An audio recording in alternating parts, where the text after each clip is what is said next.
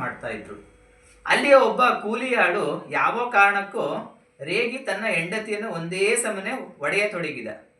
ಅಲ್ಲಿ ವಾಸ ಮಾಡಿದಂಥ ಆ ಗುಡಿಸ್ತಲ್ಲಿ ಗುಡಿಸ್ತಲ್ಲಿದ್ದಂಥ ಒಬ್ಬ ಕೂಲಿಯಾಳು ಯಾವುದೋ ಕಾರಣಕ್ಕೂ ರೇಗಿ ತನ್ನ ಹೆಂಡತಿಯನ್ನು ಒಂದೇ ಸಮನೆ ಒಂದೇ ಸಮನೆ ಹೊಡೆಯಕ್ಕೆ ಸ್ಟಾರ್ಟ್ ಮಾಡ್ದ. ಆಕೆ ನೋವಿನಿಂದ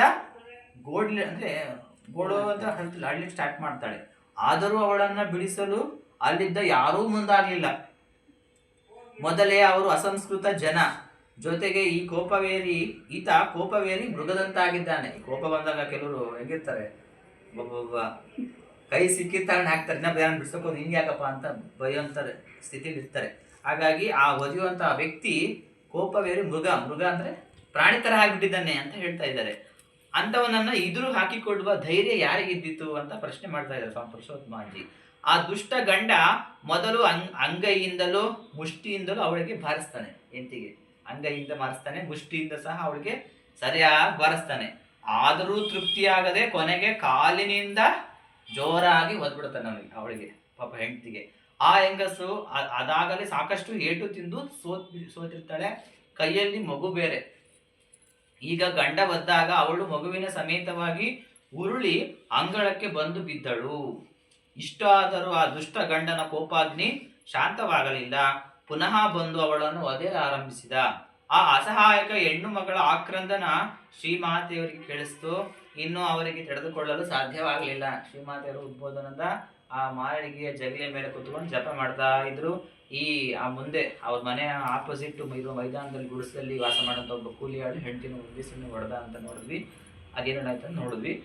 ಈಗ ಶ್ರೀಮಾತೆಯವರಿಗೆ ತಡ್ಕೊಳ್ಳಿಕ್ಕೆ ಸಾಧ್ಯ ಆಗಲಿಲ್ಲ.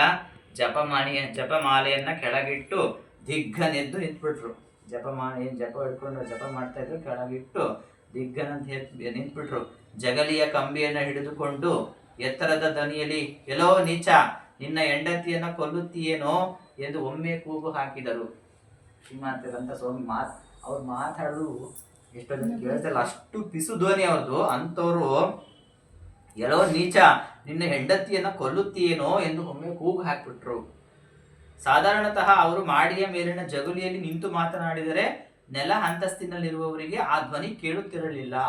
ಆದರೆ ಈಗ ಅವರು ವ್ಯಗ್ರರಾಗಿ ಗಟ್ಟಿಯಾಗಿ ಕೂಗಿದಾಗ ಮೈದಾನದಲ್ಲಿದ್ದ ಆ ಮನುಷ್ಯ ಬೆಚ್ಚಿ ಬಿದ್ದು ತಲೆ ಎತ್ತಿ ನೋಡಿದ.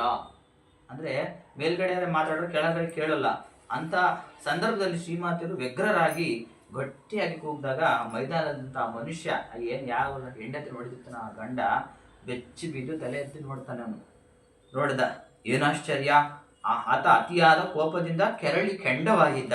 ಆದರೆ ಶ್ರೀಮಾತೆಯವರನ್ನ ಕಂಡನೋ ಇಲ್ಲವೋ ಮಂತ್ರಮುಗ್ಧವಾದಂತಹ ಆ ನಾಗರ ಹಾವಿನಂತೆ ತಲೆ ಅಡಿ ಹಾಕಿಕೊಂಡು ಒಂದೂ ಮಾತನ್ನು ಆಡದೆ ಅಲ್ಲಿಂದ ಓಡಿ ಹೋದ.